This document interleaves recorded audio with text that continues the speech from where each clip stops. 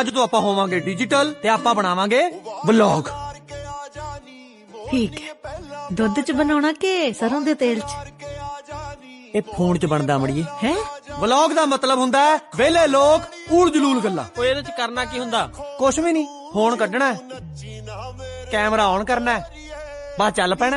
जेड़ी बूथी सामने आ गई बोली जाना, ये मेरा चाचा है, ये मेरा डैडी है, ये मैं रस्सी टाप गया हूँ, ये हमारा दादा है, ये 200 साल का है, ये मर नहीं रहा है। बस कैमरा बंद नहीं होना चाहिए, पैसे ही पैसे। ओए जप्पड़ियां ना मार ओए, ये भी कोई कला हुई यार। ओए अजकल यही कला बाबला, तू क्यों नहीं समझदा?